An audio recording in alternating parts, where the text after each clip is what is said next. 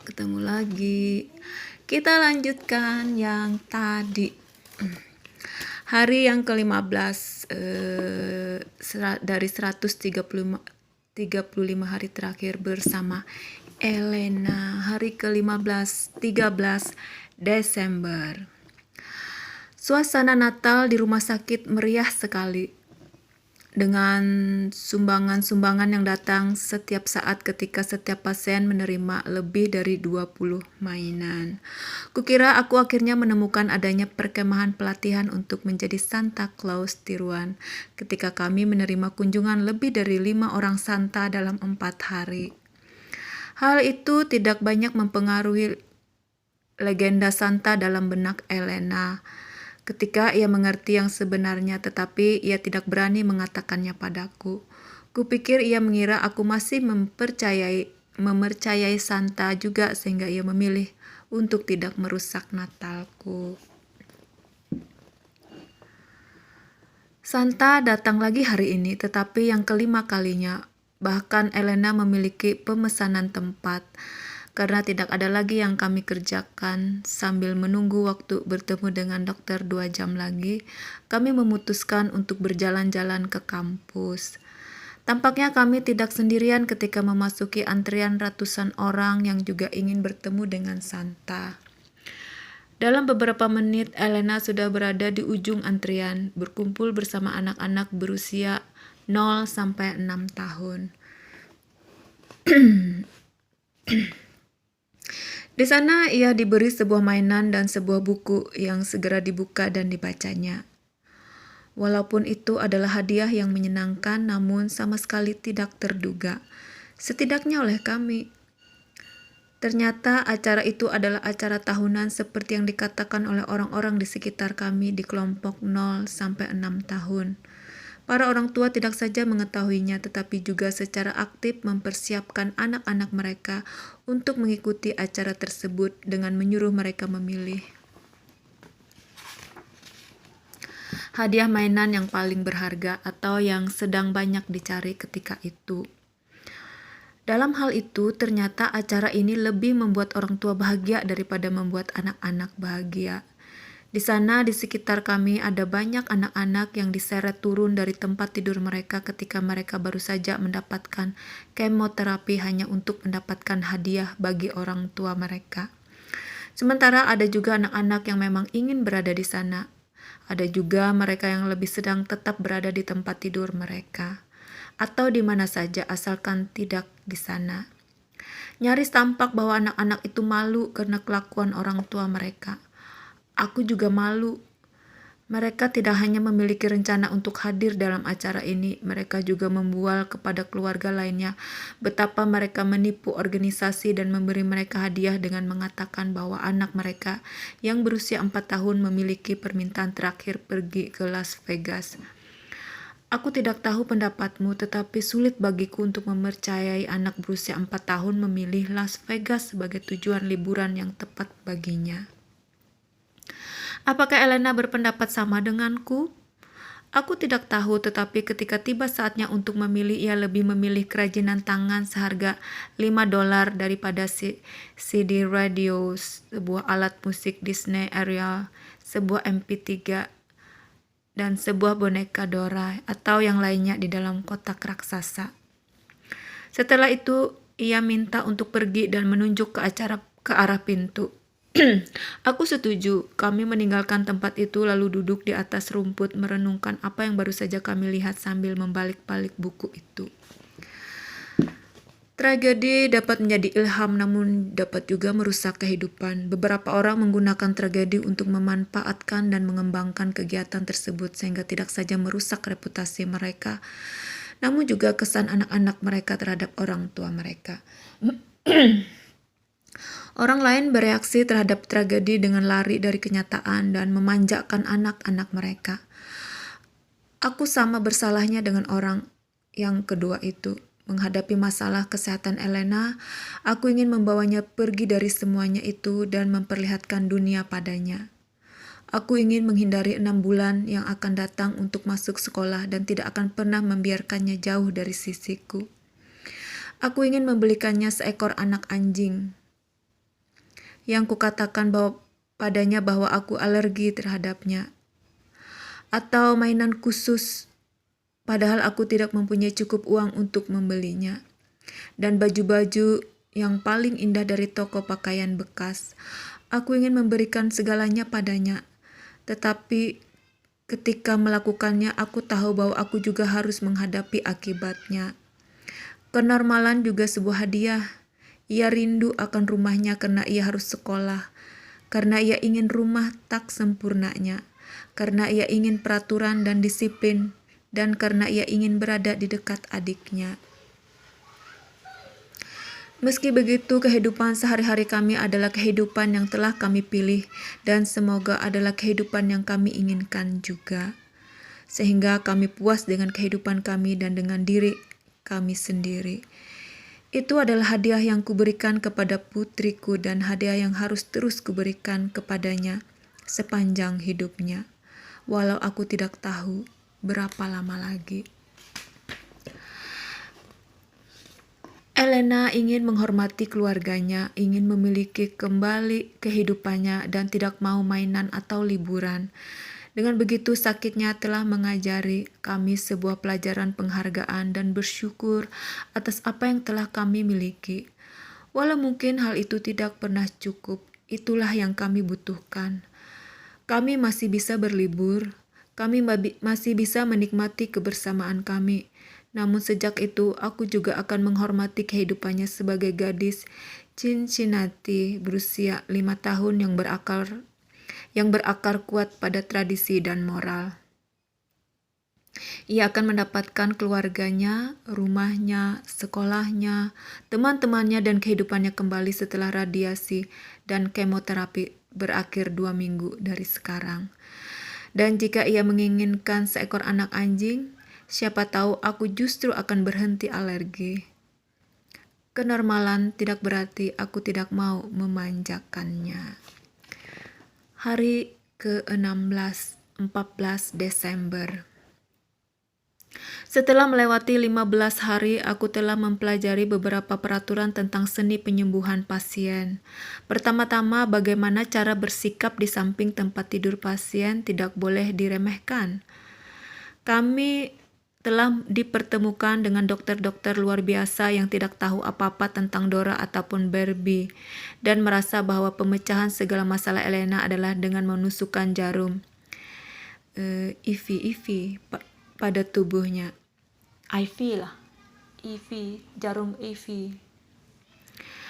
Kami juga telah dipertemukan dengan dokter yang dengan terbuka mengaku bahwa mereka tidak dapat menerka, tetapi keluar dan mencari tahu kapan Elena berulang tahun, dan mengetahui bahwa Elena lebih suka es krim melingkar daripada yang lainnya, dan bahwa Elena selalu memilih gambar tempel Arial daripada Jasmine. Dan dokter-dokter yang memiliki keahlian mengambil hati pasiennya lah yang juga mempunyai hasil terbaik. Bukan karena mereka tahu, tetapi karena apa yang telah mereka temukan ketika Elena mau terbuka pada mereka. Lagi pula, untuk menjadi penyelidik yang baik, kau harus menguak fakta-fakta. Hal kedua yang telah kupelajari tentang seni menyembuhkan pasien adalah supaya obat bekerja dengan baik, pasien harus juga berusaha dengan giat. Pasien tidak saja harus mengerti penyakitnya, tetapi juga tahu kapan meminta perawatan jika dibutuhkan. Lagi pula, itu adalah tubuhmu atau anakmu sendiri yang sedang dalam perawatan. Tubuh kalian tidak akan pernah menjadi prioritas utama bagi mereka seperti kalian sendiri yang mengutamakannya.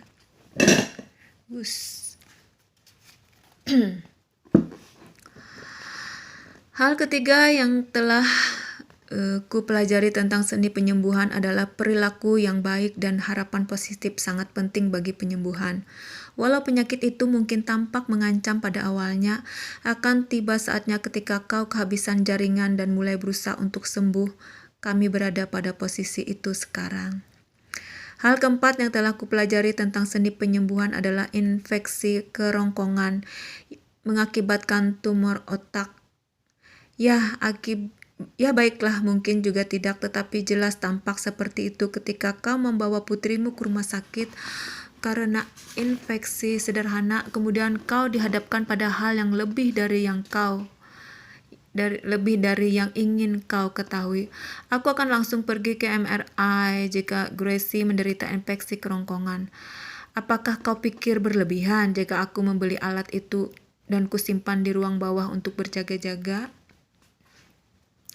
Sesungguhnya hari ini adalah hari yang tepat untuk bersyukur, Gracie khususnya.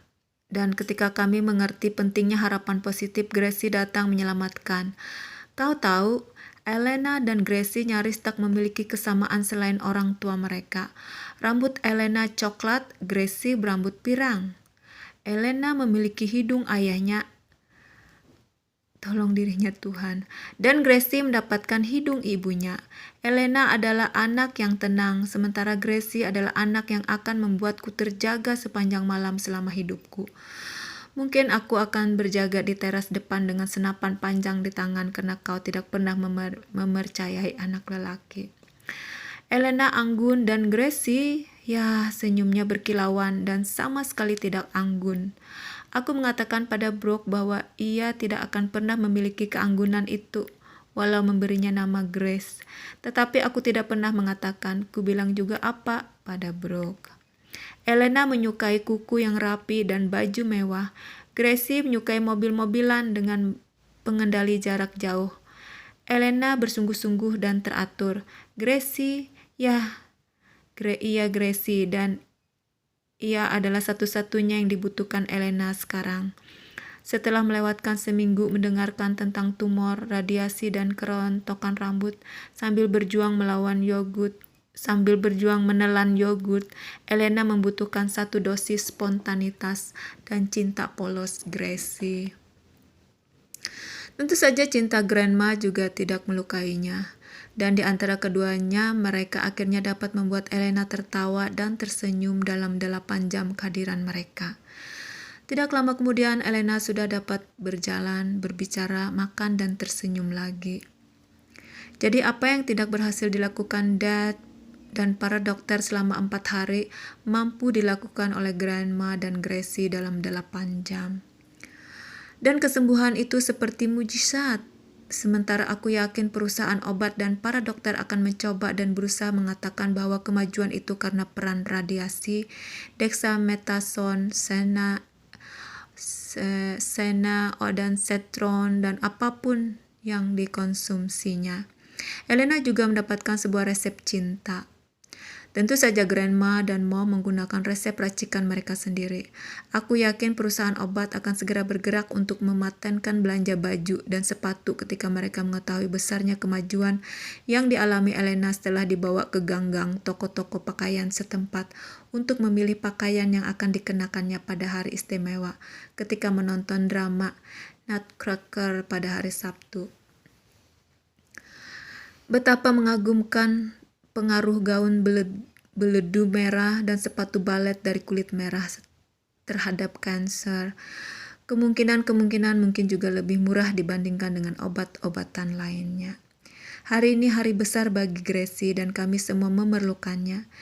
Ia memiliki kemampuan membangkitkan kegembiraan dengan energinya yang tak pernah habis dan senyumannya yang berkilat-kilat dan dengan komentar-komentar sederhananya namun cerdas.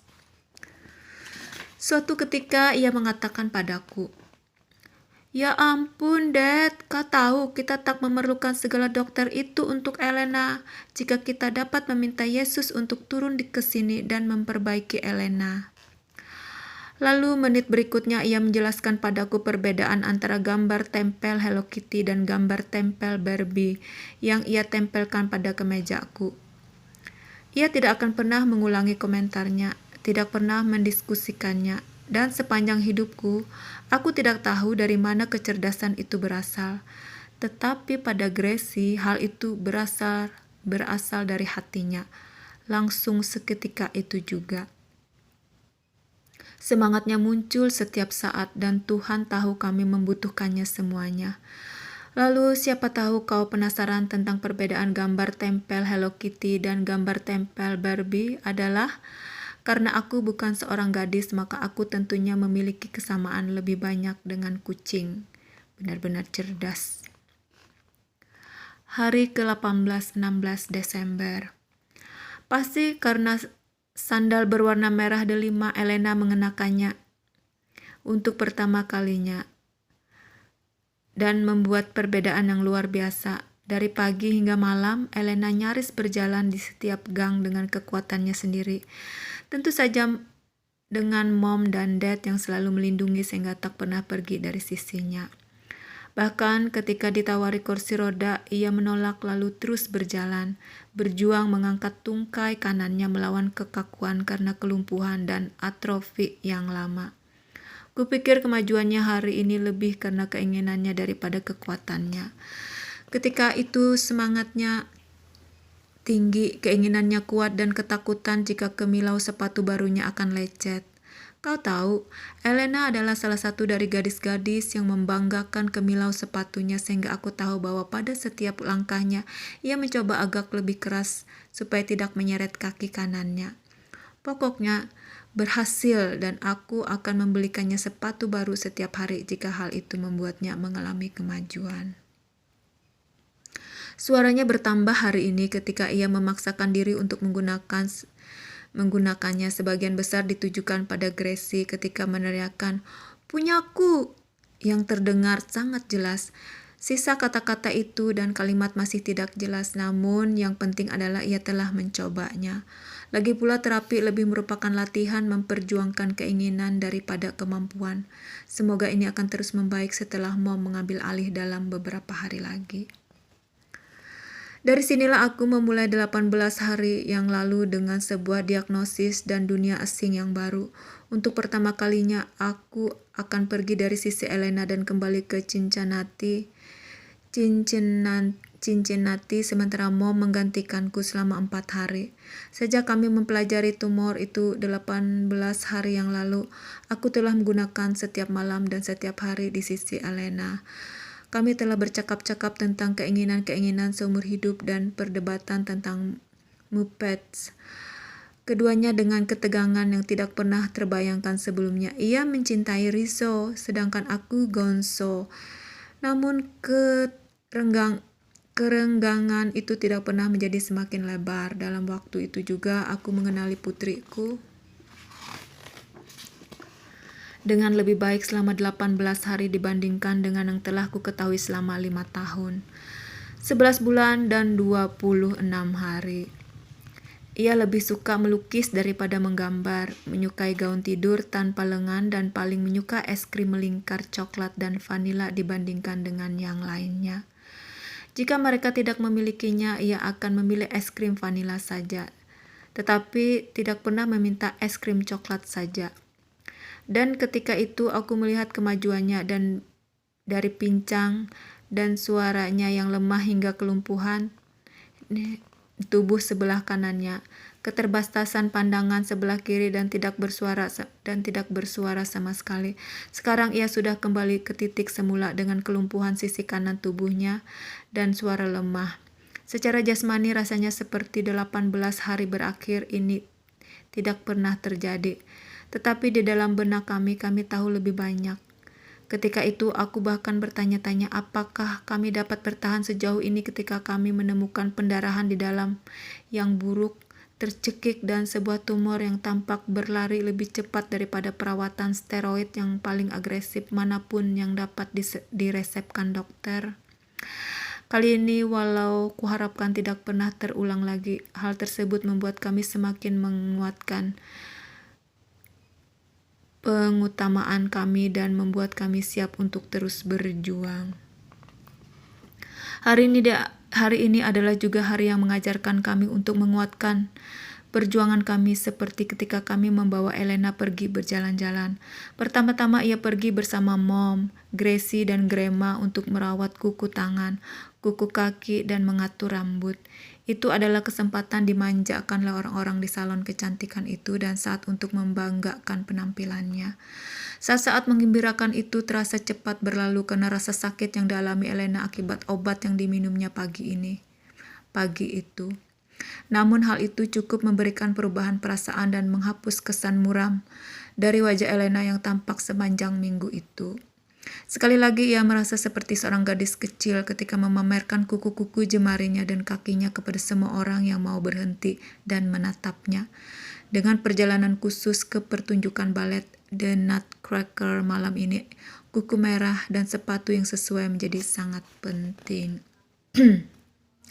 The Nutcracker telah menjadi harapan Elena sejak lama, sejak pertama kalinya ia melihat tokoh-tokoh kisah The Nutcracker di atas perapian tahun lalu, dan setelah Brooke menjelaskan pentingnya dan hubungannya dengan seni tari balet, Elena menjadi takjub.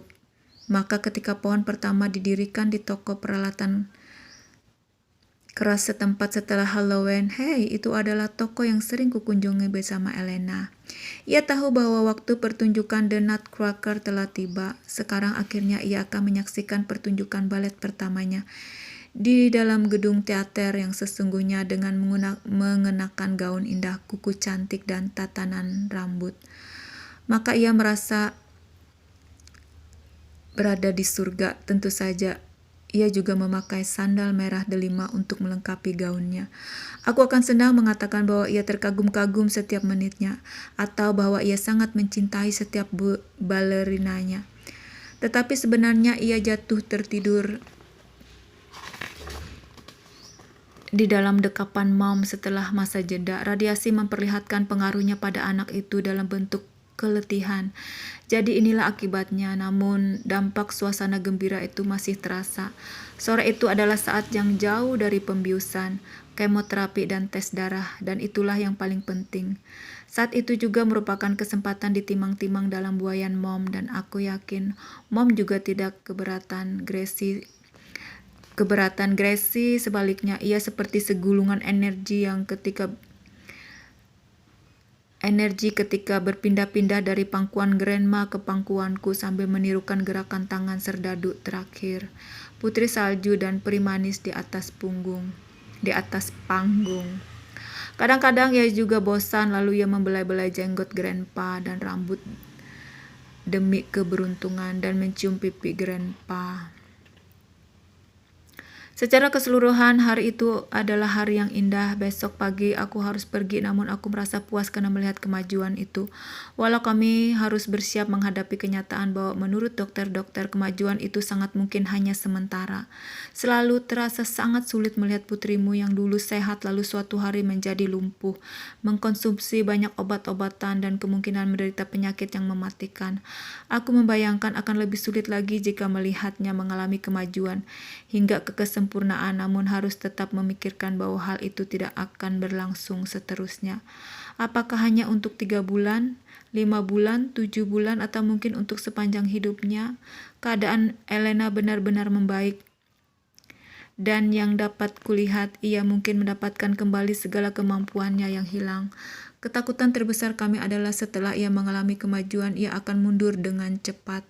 Karena itu Brooke dan aku memusatkan perhatian pada perawatannya, pengobatan-pengobatan yang mungkin kami jalankan, dan mempelajari bahasa isyarat sebagai cara berkomunikasi untuk menjaga kemungkinan ia akan kehilangan penglihatannya dan kemampuannya berbicara ketika tumor itu kembali suatu hari. Tentu saja kami akan selalu berdoa memohon mujizat, tetapi kenyataannya adalah kami harus juga bersiap menghadapi hal-hal yang tak terelakkan. Sekaligus kami menyadari pelajaran keutamaan dalam hidup yang harus kami pelajari dan lebih memperhatikan keluarga daripada yang lainnya. Kami telah mendapatkan Elena kami lagi selama 18 hari. Sejak 18 hari itu kami mengenal Elena dengan lebih baik lagi. Dan dengan 18 hari itu di dalam benak kami menemukan sebuah ketetapan dan kemauan di dalam diri putri kami yang belum pernah kami lihat sebelumnya. Jika ini adalah tanda-tanda kekuatannya, aku meragukan jika kami memerlukan kelas bahasa isyarat itu. Hari ke-19 di video selanjutnya. Oke, thank you.